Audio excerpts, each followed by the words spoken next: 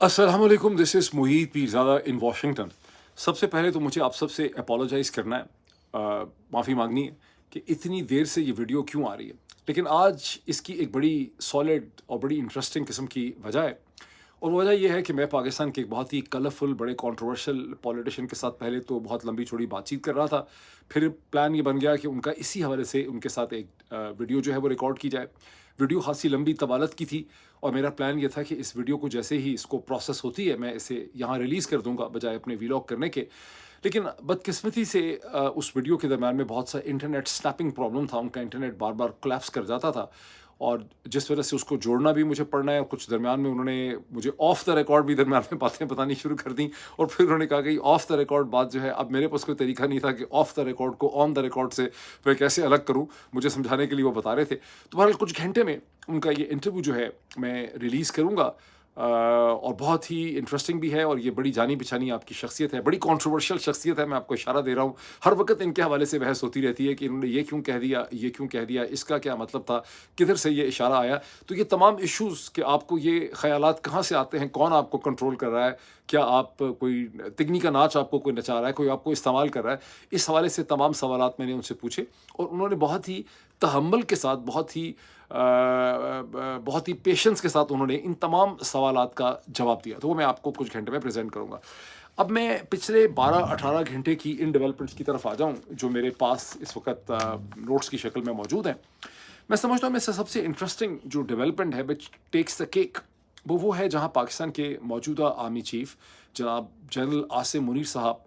PAF की passing out ceremony में, जहाँ नए ऑफिसर्स इंडक्ट हो रहे हैं और हर साल पूरे अकेडमी में ये पासिंग आउट सेरेमनी होती है, वहाँ आर्मी चीफ तशरीफ़ ले जाते हैं, जहाँ उन्हें चीफ गेस्ट की हैसियत से, मेहमान खसूसी की हैसियत से बुलाया गया है, और वहाँ पर वो मेहमान खसूसी की हैसियत से एक की नोट अपनी स्पीच देते हैं। की नोट स्पीच तो उनकी ज़ाहिर है किसी कर्नल साहब ने लिखी होगी आईएसपीआर पे, बिकॉज इस किस्म का जो काम लिखने पढ़ने का सारा है, ये फ़ौज के अंदर ना कर्नल लेवल के नीचे कोई करता है, ना कर्नल लेवल के ऊपर कोई करता है। क्योंकि कर्नल लेवल से नीचे जितने अफसरान हैं, उनका ग़ालिबन ये मेरा ख्याल है उनका कुछ इस किस्म का माहौल है, या उनका आर्गूमेंट ये होता है कि अभी हमारे खेलने कूदने के टाइम है, अभी हम सीख रहे हैं चीज़ें, अभी हम मैच्योर नहीं हुए। और कर्नल लेवल के ऊपर जो है वो समझते हैं सब लोग कि अब हम सब चीज़ें सीख चुके हैं, मैच्योर हो चुके हैं। तो ये जो लिखने की ज़िम्मेदारी है और सोचने की ज़िम्मेदारी है, ये पाकिस्तानी फ़ौज के अंदर कर्नल साहिबान से शुरू होती है, कर्नल साहिबान के ऊपर ही ख़त्म हो जाती है। तो ये जो स्पीच लिखी है, ज़ाहिर है ये जनरल आसिम मुनीर ने खुद नहीं लिखी होगी, ये किसी कर्नल साहब ने लिखी है। तो स्पीच में जहाँ पीएएफ की प्रोफेशनलिज्म के हवाले से बहुत अच्छी बातें हैं, बड़ी इंस्पायरिंग बातें की गई हैं,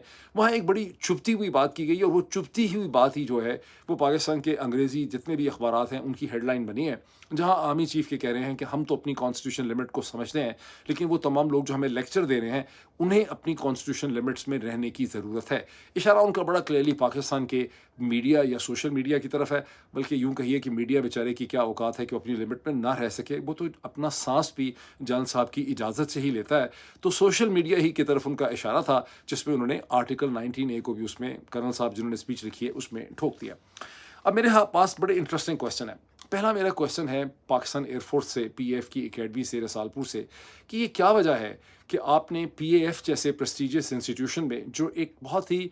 स्मार्ट वॉरफेयर कैपेबल इंस्टीट्यूशन है, टेक्निकल इंस्टीट्यूशन है, पढ़ा लिखा इंस्टीट्यूशन है, आपको बड़ी फ़ौज के सरबरा को, जो एक 20वीं सदी की फ़ौज को लीड करते हैं, जिसकी आगे मुस्तकबिल में कोई बहुत ज़्यादा ज़रूरत भी नज़र नहीं आ रही, अनलेस कि वो अपने आप को मॉडर्नाइज़ करें, सियासत से निकालें और अपनी प्रोफेशनल डेवलपमेंट के ऊपर फोकस कर सकें, तो ज़ाहिर है उनकी अहमियत कम से कम होती चली जाएगी असर हाज़िर के बदलते हुए तकाज़ों में। तो पाकिस्तान एयरफोर्स जो है उसको बड़ी फ़ौज के चीफ ही को चीफ गेस्ट के तौर पे क्यों बुलाना पड़ा? ये क्यों मुमकिन नहीं था कि आपकी जो एलाइड एयर फोर्सेस हैं दुनिया में, अमेरिका है, बरतानिया है, फ्रांस है, जर्मनी है, चीन है, रशिया है, कोई भी ऐसा कंट्री जिसकी एयरफोर्स के चीफ को आप बुला सकते थे, या एयरफोर्स के हवाले से किसी दुनिया की बहुत मुस्तनद अथॉरिटी को, जो कोई top academic, top professor, top technical authority हो सकती है, कोई टॉप किसी बहुत बड़ी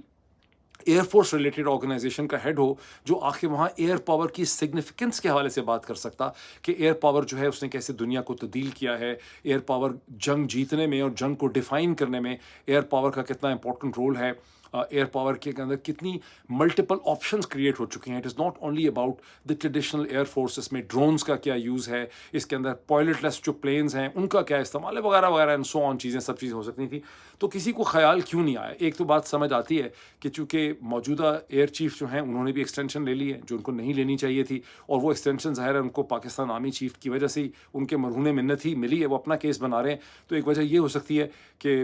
आप मेरा ख्याल रखें, मैं आपका ख्याल रखूँ, इस वजह से पाकिस्तान के आर्मी चीफ को इसमें बुला लिया. अदरवाइज़ अगर आप प्रोफेशनली स्पीकिंग इसको देखें तो एयरफोर्स की पासिंग आउट सेरेमनी के अंदर रसालपुर में आर्मी चीफ को बुलाने की कतई तौर पर कोई ज़रूरत नहीं थी.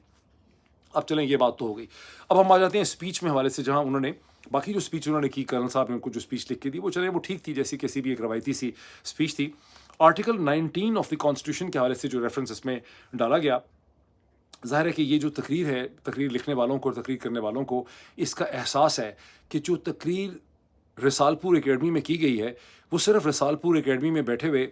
पासिंग आउट कैडेट्स के लिए या एयरफोर्स ऑफिसर्स जो लोग वहाँ पे चंद सौ लोग होंगे, 300 400 500, सिर्फ उनके लिए नहीं की जा रही, बल्कि ये तकरीर जो है इसे मीडिया के ज़रिए पूरी दुनिया और पूरी कौम में इसे फैलाया जाएगा. यानी वही मीडिया और वही सोशल मीडिया का प्लेटफॉर्म जिसे हर वक्त कंडेम किया जाता है, ख़ास करके जन साहब तो सबसे ज़्यादा आगे आगे हैं उसको कंडेम करने में, कोई मौका नहीं जाता. पिछले जब से वो चीफ बने हैं उसके कुछ महीनों के बाद से उन्होंने सोशल मीडिया को टारगेट करना शुरू कर दिया. उसके बारे में वो बार बार कह रहे हैं मैं ठीक कर दूंगा, सीधा कर दूंगा, कर भी रहे हैं. वैसे इसमें कोई शक नहीं है कि उन्होंने एल्गोरिदम कंट्रोल करना भी सीख लिया उनकी टीम्स ने. तो मीडिया को वो कंडेम करते रहते हैं, लेकिन ये जो तकरीर है इसको फैलावा भी जो देना है वो भी मीडिया के ज़रिए देना है. यहाँ पर भी एक बहुत बड़ी कन्फ्यूजन पाई जाती है पाकिस्तान के तमाम सोचने समझने वाले लोगों की कि सोशल मीडिया को इस तरह से कंडेम किया जाता है जैसे सोशल मीडिया किसी आदमी या औरत का नाम है, कोई एक शख्सियत है. यानी सोशल मीडिया एक हाईवे नहीं है, एक मोटरवे नहीं है, एक इन्फॉर्मेशन हाईवे नहीं है जिसके ऊपर हर किस्म के मैसेजेस फ्लो कर रहे हैं.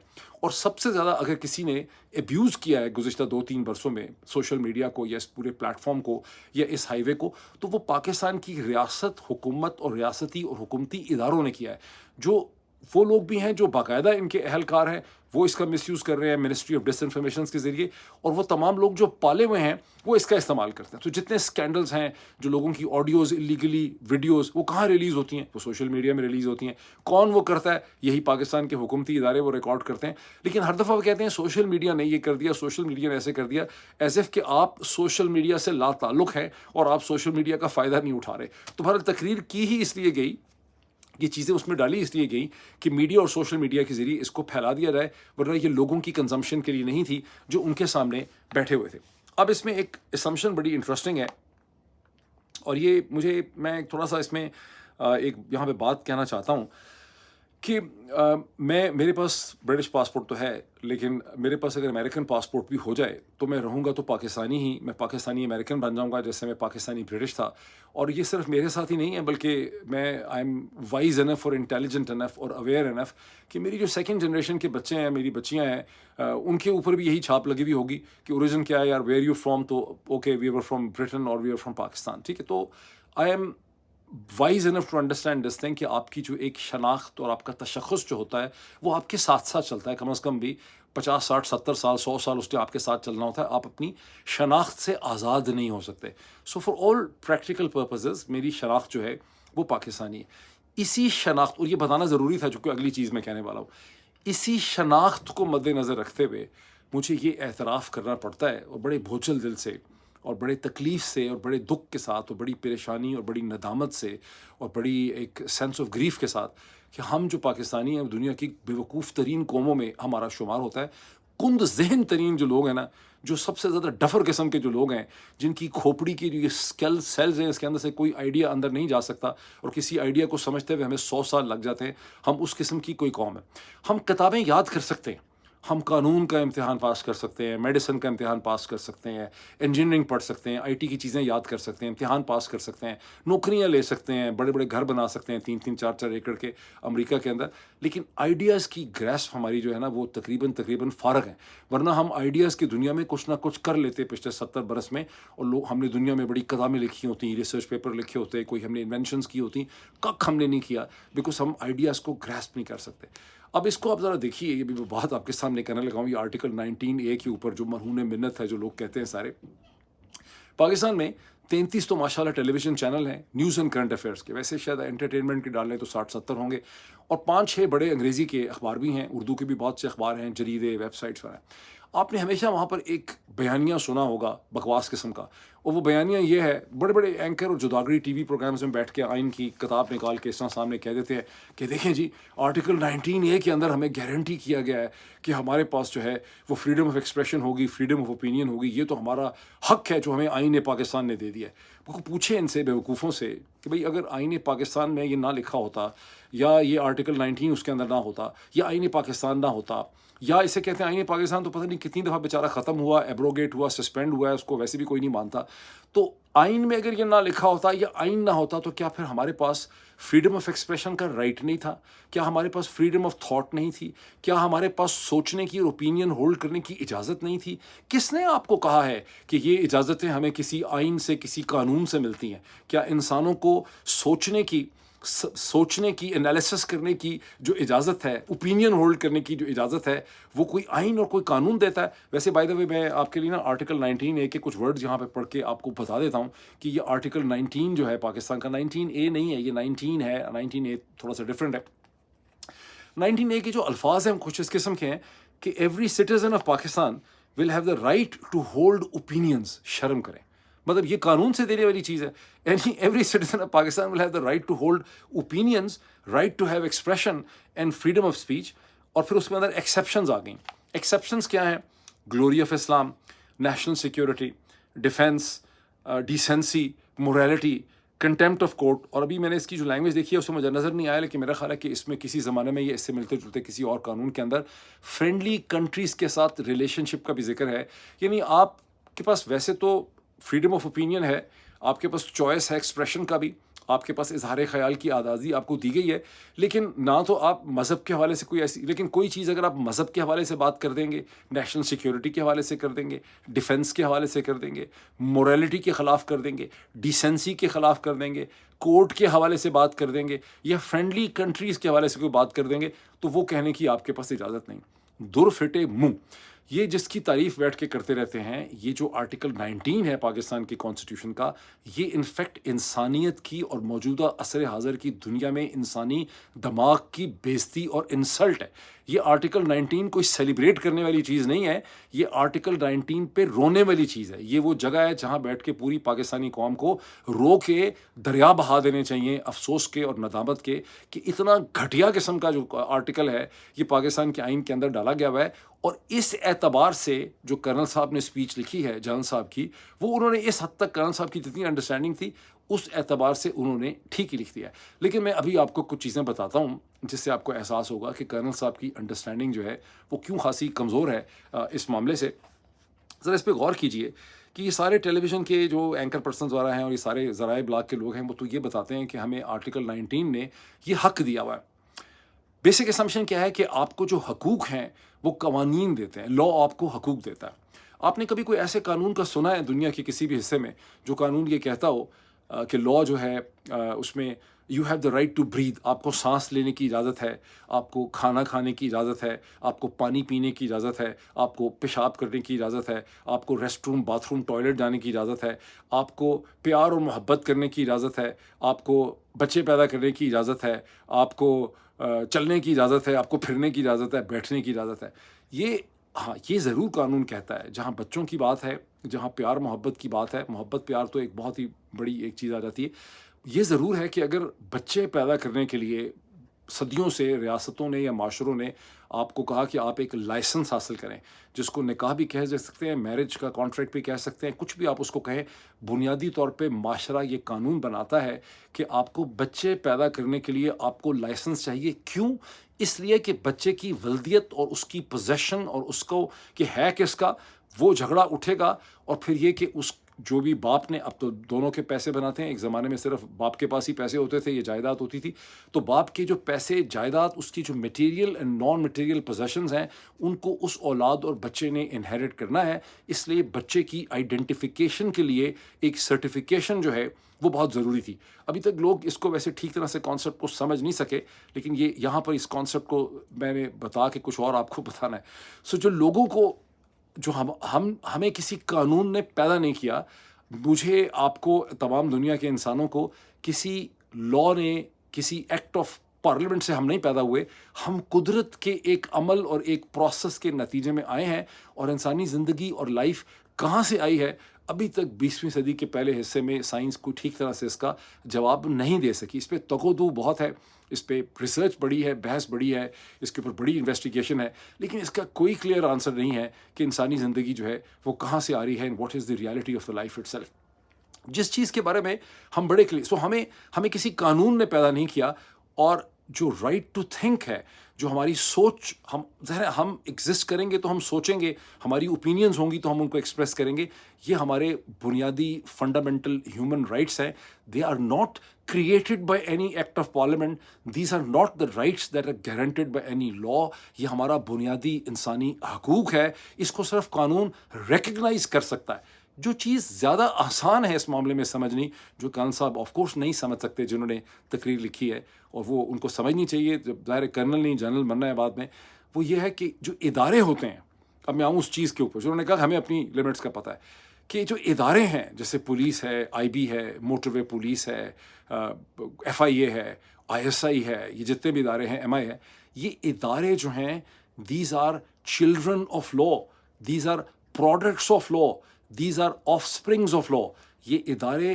قانون کے تحت معرض وجود میں آتے ہیں، ان کا ایک قانون لکھا جاتا ہے، ان کی کوئی آرگینک ایگزسٹنس نہیں ہے، یہ اللہ تعالیٰ نے، خدا تعالیٰ نے نہیں بنائے، یہ انسانوں نے اپنی ضروریات کے تحت بنائے ہیں. اور جب کوئی ادارہ جیسے کہ انٹیلیجنس کا کوئی بھی ادارہ بنایا جاتا ہے تو اس کا ایک قانون ہوتا ہے، اس قانون کے تحت اس ادارے کی ڈوز اینڈ ڈونٹس جو ہیں وہ ڈیفائن کیے جاتے ہیں. یہاں لا امپورٹنٹ ہو جاتا ہے. ہمارے فریڈم آف ایکسپریشن کو آرٹیکل 19 کے ذریعے کنٹرول کرنا اتنا زیادہ لا کا کام نہیں ہے، وہ ہمارے پاس پھر بھی ہونا تھا. آپ چاہے آئین کو سسپینڈ کر دیں، ختم کر دیں، اس کو میزائل مار کے تباہ کر دیں، لیکن جو چیز سمجھنے والی ہے کہ یہ ادارے جو ہیں یہ ڈیفائنڈ اینٹیز ہیں، ان کی پاورز، ان کی لمٹس کو قانون نے ڈیفائن کیا. اب میرا بڑا سادہ سا سوال ہے، آپ کا کون سا قانون ایسا ہے جس کے تحت کوئی انٹیلیجنس ادارہ آپ نے پیدا کیا ہے جس میں یہ لکھا ہوا ہے کہ انٹیلیجنس ادارہ جو ہے وہ لوگوں کو اغوا کر سکتا ہے، انہیں اٹھا سکتا ہے، ان کو پھینٹیاں مار سکتا ہے، صحافیوں کو اٹھا سکتا ہے، انہیں گم کر سکتا ہے، 370 470 سیف ہاؤسز رن کر سکتا ہے، ججز کی بیویوں کی آڈیوز ریکارڈ کر کے اس کو سوشل میڈیا پہ لیک کر سکتا ہے، سیاستدانوں کی محبت کرنے کی آڈیو ویڈیو بنا سکتا ہے، اسے سوشل میڈیا پہ لیک کر سکتا ہے، لوگوں کو بلیک میل کر سکتا ہے، پرائیویٹ ایئر سفید شلوار قمیض میں بندوقیں لے کے پھر سکتے ہیں، سیاسی جلسوں کے اندر گھس سکتے ہیں، وہاں توڑ پھوڑ کر سکتے ہیں. آپ ہمیں یہ بتا دیں کہ آپ نے کسی آئین میں، کسی قانون میں جہاں سے یہ ادارے بنے ہیں انٹیلیجنس کے، کیا وہاں پر کوئی اس قسم کی پاورز ان کی آپ نے ڈیفائن کی ہیں؟ اگر آپ نے ڈیفائن نہیں کی ہوئی ہے تو پھر یہ جو کچھ بھی کرتے پھر رہے ہیں یہ آئین اور قانون کی خلاف ورزی کر رہے ہیں. ہم کوئی اتنی لمبی چوڑی آئین اور قانون کی خلاف ورزی نہیں کر رہے. بولنا، سوچنا، اوپینین ہولڈ کرنا، اسے ایکسپریس کرنا، اسی سے ساری کریٹیوٹی ریلیٹڈ ہے. اور یہی وجہ ہے کہ میں آپ کو ایک اور چیز کہتا ہوں جو اس کا بالکل ڈائگریس کرتے ہوئے، کہ جو پاکستان میں لوگوں کو بڑی غلط فہمی ہے کہ چین کسی دن بہت بڑی توپ بن جائے گا. چین اتنی ہی سائز کی توپ رہے گا جتنے سائز کی چین توپ ہے، اس لیے کہ چین فوٹو کاپی کر کے امپرووائز تو کر سکتا ہے، وہ انٹرنیٹ کریٹ نہیں کر سکتا، وہ الیکٹرک وہیکل بنا نہیں سکتا، اس نے یہ سائبر اسپیس کی چیزیں بنائی نہیں ہیں. وہ ان میں تھوڑی تھوڑی امپرووائزیشن کر کے اسی ویسٹ کے بنائے ہوئے گلوبل آرڈر کے اندر اپنی جگہ ڈھونڈ سکتا ہے. میری یہ گستاخانہ چیز کو اپنے پاس نوٹ بک میں لکھ کے رکھ لیں، چین اتنی سائز کا رہے گا، اس سے اوپر نہیں جائے گا. بیکاز چین کی اتھارٹیرینزم کریٹیو انرجیز کو، کریٹیوٹی نہیں پیدا کرتی. کریٹیوٹی کے لیے freedom of opinion, freedom of expression, freedom of thought جو ہے اس کی ضرورت ہے. اس لیے چین کا قد اتنا ہی رہے گا اور بڑا ہو کر بھی بہت آگے جانے والا نہیں ہے. تو لوگوں کو بڑی غلط فہمی ہے اس حوالے سے. اب میں آؤں ایک دوسری چیز کے اوپر کہ ایک دوسرا ہمارا بہت بڑا ادارہ، ان کی ایک بڑی معزز شخصیت جناب ممتاز زہرا بلوچ صاحبہ جو ہیں، وہ جب بھی اپنی پریس کانفرنس وغیرہ کرتی ہیں اس کے بعد ایم شیور کہ روز رات کو جب جاتی ہوں گی، کوئی کمرہ انہوں نے اپنے گھر میں ایسا رکھا ہوا ہوگا جہاں وہ جا کے کنڈی لگا کے دھاڑے مار مار کے روتی ہوں گی کہ میں کس عذاب میں پڑی ہوئی ہوں، کیا کیا مجھے کہنا پڑتا ہے، بولنا پڑتا ہے. پر آج جو انہوں نے پریس کانفرنس، اپنی پریس کانفرنس تو نہیں، پریس ٹاک ان کا کویسچن آنسرز کا تھا، اس میں انہوں نے ایک تو یہ کلیم کیا، جس میں انہوں نے ایک لفظ یوز کیا بڑا انگریزی کا ہیوی قسم کا، پریپوسٹرس. انہوں نے کہا کہ یہ جو بیرسٹر شہزاد اکبر نے برطانیہ سے کیس درج کیا ہے کویسچن آنسر کے جواب میں، اور اس میں انہوں نے الزام لگایا ہے کہ ان کے اوپر جو تیزاب کا حملہ ہوا، ایسڈ اٹیک ہوا، یہ پاکستان کی کوئی ریاست کے اداروں نے کیا ہے، تو یہ بالکل ایک پریپوسٹرس، فضول، واہیات قسم کی چیز ہے. پھر اس میں انہوں نے مزید ایکسپلینیشن دی. ایکسپلینیشن دیتے ہوئے ممتاز زہرا بلوچ صاحبہ نے یہ کہا کہ پاکستان کی ریاست کی ایسی کوئی پالیسی ہے ہی نہیں. یہ ویسے انہوں نے صحیح کہا, ایسی کوئی ریٹرن پالیسی تو ڈیفینیٹلی نہیں ہوگی, اور اگر ہوگی بھی تو پاکستان کے فارن آفس کو اس کا نہیں پتہ ہوگا, پتہ نہیں ان کو ہونا چاہیے, اور ہونی بھی نہیں چاہیے ایسی کوئی پالیسی. تاہم ممتاز زہرا بلوچ صاحبہ اگر تھوڑی سی انٹرنیٹ پہ ریسرچ کریں تو انہیں پتہ چلے گا کہ گزشتہ چند برسوں میں ایسے بہت سے واقعات ہوئے ہیں جس کے بارے میں دنیا کی جتنی ایجوکیٹڈ اویئر اوپینین ہے ان کا یہی خیال ہے کہ یہ پاکستان کے ریاستی اداروں نے ہی یہ جرائم کیے ہیں. شہید ارشد شریف تو کہنے کی ضرورت نہیں ہے, ممتاز زہرا بلوچ صاحبہ کو اچھی طرح سے پتہ ہوگا. لیکن 2020 میں بھی 2 قتل ایسے ہوئے, ایک سویڈن میں اور ایک کینیڈا میں کریمہ بلوچ کا جو قتل ہوا, جن کو بعد میں دریا میں پھینک دیا گیا. غالباً دسمبر 2020 میں ان کی لاش نکلی پانی کے اندر سے. اس وقت پولیس کینیڈین بہت ہی نکمی تھی جس نے یہ کہا کہ یہ نیچرل لگتا ہے. نیچرل بالکل نہیں لگتا کسی بھی سرکمسٹانسز سے گیون دی پروفائل آف کریمہ بلوچ. اسی طرح سے مارچ اپریل 2020 میں ساجد بلوچ جو کریمہ ہی کے کزن بتائے جاتے ہیں, سویڈن میں اسی طرح سے دریا سے ان کی لاش نکلی. اس وقت بھی سویڈش پولیس نے نکما پن کیا یا انفلوئنس میں تھے, انہوں نے کہا کہ یہ نیچرل لگتا ہے. اچھا, لیکن جو چیز ایکسپلین کرنے کی ضرورت نہیں ہے وہ نیچرل نہیں لگتی. اچھا, ایک اور ڈیتھ بھی ہے سینٹرل ایشیا میں کہیں, وہ نام مجھے اس وقت یاد نہیں ہے, وہ بھی پچھلے 1-2 سال میں ہوئی ہے, وہ بھی بلوچ کوئی ڈسیڈنٹ ہے. تو یہ 3 تو یہ ہو گئے. لیکن وکاس گرائے کا کیا کریں گے جس کے لیے کسی بندے کرائے کے ایک بیوقوف جٹ کو ہائر کیا گیا, اس کو 1 لاکھ پاؤنڈ آفر کیے گئے یا 1 لاکھ ڈالر آفر کیے گئے. وہ یورپ میں کہیں گیا جہاں وکاس گرایا تھے, وہاں اس نے جا کے چھرے سے ان کو پتہ نہیں پرانے اسٹائل سے قتل کرنا تھا. وہ پکڑا گیا, وہ کیس بن گیا. برطانیہ میں باقاعدہ اس کے اوپر ٹرائل ہوا بو میجسٹریٹ کی عدالت میں, اور وہاں پر وہ ٹرائل میں اس کو سزا ہو گئی, جرمانہ وغیرہ سب کچھ ہو گیا. تو یہ اب ممتاز زہرا بلوچ کہہ رہی ہیں پالیسی نہیں ہے. آف کورس ریٹن پالیسی تو نہیں ہوگی, لیکن میری ریکویسٹ ہے ممتاز زہرا بلوچ صاحبہ سے کہ ان انسٹانسز پہ تھوڑی سی انویسٹیگیشن کر لیں, کیونکہ بدقسمتی سے ساری دنیا کا خیال یہ ہے کہ پاکستان کے ادارے اس قسم کی گھٹیا حرکتیں اور کرمنل حرکتیں کر رہے ہیں, اور بیرسٹر شہزاد اکبر جو ہے وہ ہوا میں بات نہیں کر رہے بالکل بھی, ان کو ذرا سیریسلی لیں. ممتاز زہرا بلوچ صاحبہ نے اس کے بعد یہ کہا کہ ہندوستان پہ وہ چڑھ گئیں. ایک کویسچن آنسر پہ انہوں نے کہا کہ یہ جو آسٹریلیا سے ہندوستان کے جو سپائز والا معاملہ ہے وہ بالکل نہ ہونے والا معاملہ ہے. مطلب ظاہر ہے ہندوستان کے اگر جاسوس آسٹریلیا میں پائے جاتے ہیں تو یہ کون سی بڑی بات ہے, اور آسٹریلیا کی حکومت خود ہی اس کو اٹھا ہی نہیں رہی کوئی زیادہ. لیکن جو دوسری چیز انہوں نے کہی, انہوں نے کہا کہ ہمارے اندر ہندوستان نے بڑے حملے کیے 2021 تو انہوں نے نہیں کہا, لیکن انہوں نے کہا کہ ہم نے ساری دنیا کو اس کے بارے میں بتا دیا. وہاں بڑی پریشانی یہ ہے کہ پاکستان کی پریمیئر انٹیلیجنس ایجنسی دنیا سے جا کے کمپلین کر رہی ہے کہ ہمارے ہاں یہ سارا کچھ ہندوستان نے کر دیا ہے. 2021 انہوں نے اسیسینیشن کر دی ہمارے ایسٹس کی. انٹیلیجنس ایجنسیز دنیا میں جا کے کمپلین نہیں کرتی ہوتی, ان کے پاس بہت سے طریقے ہوتے ہیں دوسری انٹیلیجنس ایجنسی کو روکنے کے لیے اور اسے بتانے کے لیے کہ آپ نے یہ نہیں کرنا ہے. اس کا مطلب یہ ہے کہ اگر یہ مسلسل ہو رہا ہے گزشتہ 4 سال سے تو ہماری پریمیئر انٹیلیجنس ایجنسی نے اس کا ٹیسٹ اپروول دیا. میں انالیسس کر رہا ہوں, یہ میری ڈیفینیٹو بات نہیں ہے, لیکن میرا انالیسس یہی ریویل کرتا ہے کہ ہماری پریمیئر انٹیلیجنس ایجنسی کے ٹیسٹ اپروول کے بغیر 21 لوگوں کے اوپر قاتلانہ حملے پاکستان کی سرزمین میں جو ہوئے ہیں, اس میں آپ کو ٹیسٹ اپروول کی بو آتی ہے, اور یہ کوئی نئی بات نہیں ہے. انٹیلیجنس کا لٹریچر اس سے بھرا پڑا ہے. یو ایس بیسس پہ بھی بات کی انہوں نے ممتاز زہرا بلوچ صاحبہ نے. انہوں نے کہا کہ عمر ایوب نے نیشنل اسمبلی کے اندر اور اسد کیسر نے ایک ہی دن پہلے جو الزام لگایا ہے یہ بالکل بکواس ہے, ہمارے اس قسم کا کچھ نہیں پتا. انہوں نے درمیان میں یہ بھی کہا کہ عمر ایوب سے جا کے پوچھیں کہ کھائیں. عمر ایوب کو بھی نہیں پتا ہوگا, اس نے بھی سنا ہوگا, اور ظاہر ہے فارن آفس کو بھی نہیں پتا ہوگا. اب اس کے بارے میں ہم کیا کہہ سکتے ہیں, یہ خاصی فنی قسم کی سچویشن ہے, لیکن یہ افواہ بہت ہے کہ بیسز یا تو دیے جا رہے ہیں, یہ دینے کی بات ہوئی ہے. لیکن ڈیفینیٹلی اس کو ماریں گولی, اس پہ مزید بحث کرنی نہیں چاہیے. تیسری بھی جو چیز میں نے ڈیولپمنٹ دیکھی کہ پاکستان تحریک انصاف نے ایک بڑی بہت ہی ڈیٹیل قسم کی پریس کانفرنس کی, جس میں بیرسٹر گوہر علی خان جو ہیں انہوں نے وہ 234 پیج کی رپورٹ جو ہے جو الیکشن کی بے قاعدیوں کے کیسے الیکشن چوری کیا گیا, اور تحریک انصاف جس کو 170 سے زیادہ سیٹیں ملنی چاہیے تھیں اس کی سیٹیں جو ہیں وہ چوری کر لی گئی ہیں, اور اس میں بہت لوگ آئے ہوئے تھے, اس کا بہت چرچا تھا. اور پی ٹی آئی آفیشیل کے ٹویٹر ہینڈل پہ جائیں تو اس کی کمپلیٹ وہ جو رپورٹ ہے وہ وہاں پہ موجود ہے. میری پی ٹی آئی سے ریکویسٹ یہ ہے کہ آپ رپورٹ لکھنا, آپ نے بہت اچھا کام کیا کہ آپ نے رپورٹ لکھ لی, چند ہفتے میں آپ نے اس کو کمپائل کر لیا, لیکن رپورٹ 234 پیجز کی میں نے بھی نہیں پڑھی اور کوئی بھی نہیں پڑھے گا دنیا میں. اس کی ایک شارٹ جو سمری ہوتی ہے which can be not more than 4 to 5 pages, 5 pages maximum, P D F میں شاندار طریقے سے چند اسٹیٹسٹکس اینڈ گرافس آپ کو بنا کے ٹویٹر پہ, واٹس ایپ کے اوپر, ای میل کے ذریعے دنیا بھر کے اداروں کے ساتھ شیئر کرنی چاہیے. نیو یارک ٹائمز کے ساتھ, واشنگٹن پوسٹ کے ساتھ, وائس آف امریکہ کے ساتھ,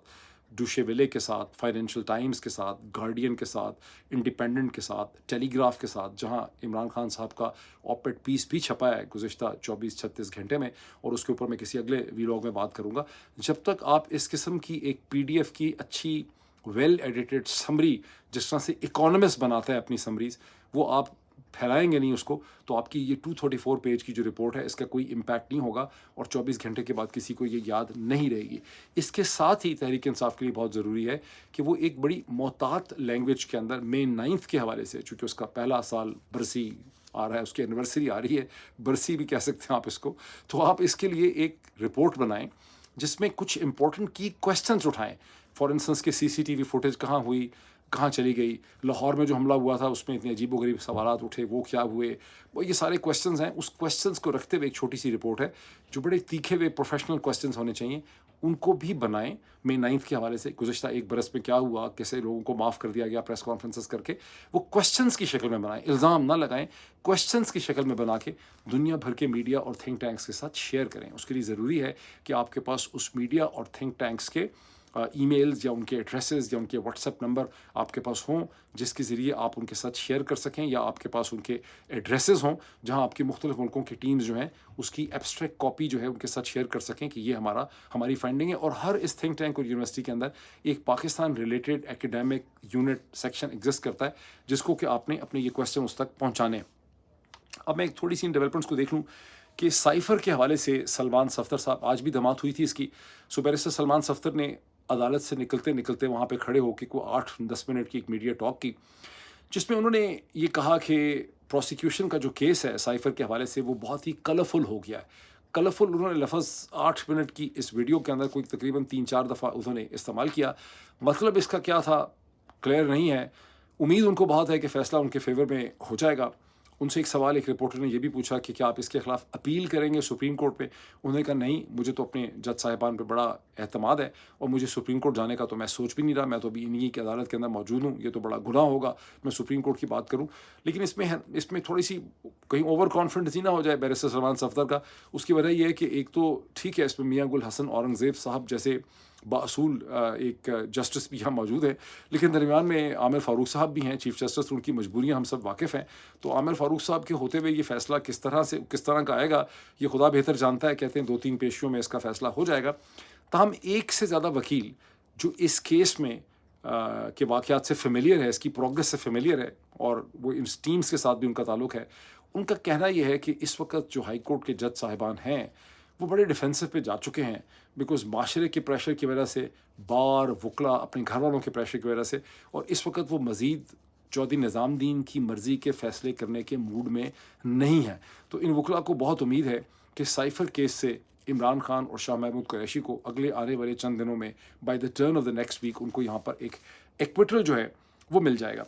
جب یہ بات ہو گئی کہ جج صاحبان جو ہیں وہ ڈیفینسو پہ ہیں اور صحیح فیصلے کریں گے under the pressure of the public, تو یہ کہنا بڑا ضروری ہے کہ پشاور ہائی کورٹ کی فل کورٹ کی میٹنگ کے بعد جو 5 پیج کی رپورٹ سپریم کورٹ کو بھیجی گئی ہے اسلام آباد ہائی کورٹ کے جسٹسز کی کمپلینٹ کے حوالے سے، اس کے کانٹینٹس جو ہیں وہ پاکستانی اخبارات میں چھپے ہیں، اور وہاں پر بنیادی طور پر وہ خاصے پڑھنے والے ہیں، لیکن بنیادی طور پر پشاور ہائی کورٹ کی فل کورٹ کی میٹنگ میں متفقہ طور پہ یہ ڈیمانڈ کیا گیا ہے کہ پاکستان کی وفاقی حکومت کو ایسے لاز انیکٹ کرنے چاہیے جو پاکستان کی انٹیلیجنس ایجنسیز کی پاورز کو کوالیفائی کریں، ڈیفائن کریں، ان کے ڈوز اینڈ ڈونٹس بتائیں کہ وہ کیا کر سکتے ہیں اور کیا نہیں کر سکتے، یعنی ان کے اوپر قدغنیں لگائیں. یعنی جہاں سے میں نے بات شروع کی تھی، ہم فنکشن آف لا نہیں ہے. Our right to think and hold opinion and express that is not subject to Article 19 of the Constitution of Pakistan. Article 19 نہ بھی ہو، آئین پاکستان نہ بھی ہو، سوچنا، سمجھنا، بات کرنا، اوپینین ہولڈ کرنا ہمارا بنیادی انسانی حقوق ہے. تاہم جو ادارے بنائے جاتے ہیں جیسے انٹیلیجنس کے ادارے ہیں، these are children and products and offsprings of law. ان کی ایکٹیویٹیز کو آپ ڈیفائن کریں گے، کوالیفائی کریں گے، اور ان کو آپ بتائیں گے کہ یہ کیا کر سکتے ہیں، کیا نہیں کر سکتے. یہ ڈیمانڈ کیا ہے ایک بار پھر پشاور ہائی کورٹ کے جج صاحبان نے. ابھی اتنا ہی، پھر آپ سے ملاقات ہوتی ہے. Thank you.